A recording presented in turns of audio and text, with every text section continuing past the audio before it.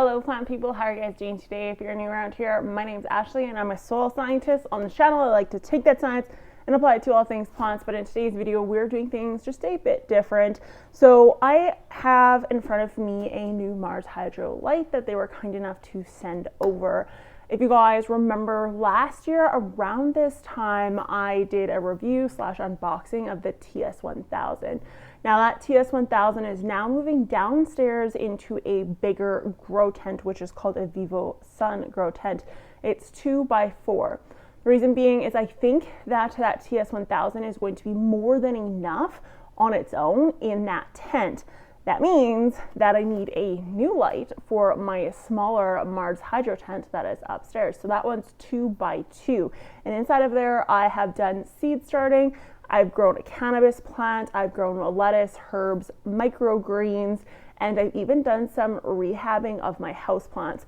So these lights from MarsHydro are insane. I'm so happy with that TS1000 that I have. It brings my plant all the way from seed stage to flowering stage. Absolutely no issues. So this one is a bit smaller. However, it is still very mighty powerful. So this is the SP150 and this design is a bit different. You'll notice that first off, it has a ton of fins on it, which is going to help with heating and to reduce overheating. So that's really cool.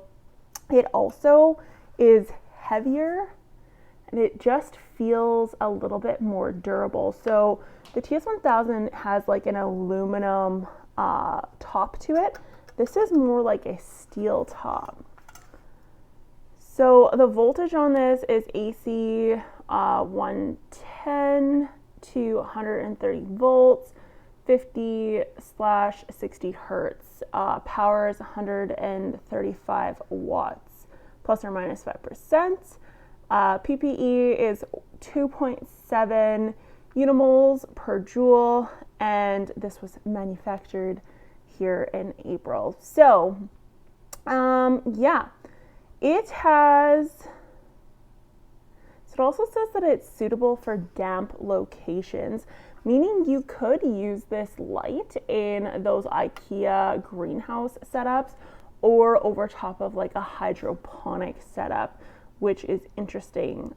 So yeah, it says do not touch the light while it's working. I'm assuming these fins get pretty warm. So like I said, this is the SP150 and it is what is going to be replacing the TS1000 in my MarsHydro setup that I have. So this one's quite heavy duty actually,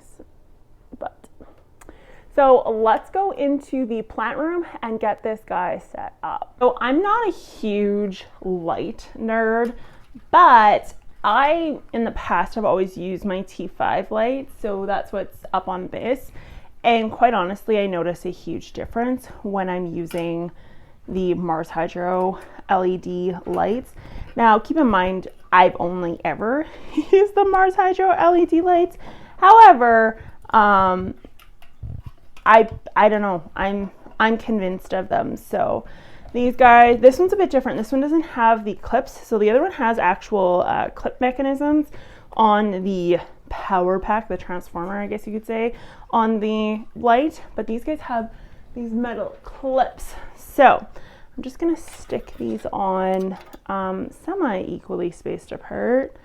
I don't think that matters too much, but yeah, so I've always been into the T5 lights, mostly because I didn't understand how LEDs worked. Now I'm convinced of LEDs. They're a lot cheaper to run. They don't get nearly as warm, and you don't have to replace the lights on, like the ballast on the light. So what I notice with T10s, T8s, T5s, anything that's a fluorescent or a compact fluorescent tends to, over time, wear out almost, and you just don't simply get the same effect. And someone left a comment on one of my videos or on one of my Instagram posts saying that the reason for that is actually because it's losing like some sort of gas is depleting in it, which makes it less intense, which I believe, because I've personally noticed that. Now with these LEDs, you don't have that issue, oddly enough. So the LEDs don't burn out, I guess you could say, the same way that the fluorescents or the compact fluorescents do. So if you're in the market for an LED light or for a light in general, spend a bit of money and get the LEDs. Now you can get LED lights for actually pretty cheap, and these MarsHydro ones, for the job they do, are completely worth the money. Like, you could honestly bring a plant from foliage growth into full bloom and flowering. So you can literally be harvesting all year, especially if you have enough of them and a big enough tent. So there's that, which is why I now have the other bigger tent. So yeah, and then you literally just stick this baby in, and then there are clips up top or bars up top that you can just clip these guys onto. So I'm gonna do that, and then we're gonna turn it on. So there you guys have it. It is super bright, a little less than the TS1000, but like I said, TS1000 was almost too bright for this tent for what I was growing, which wasn't anything heavy duty.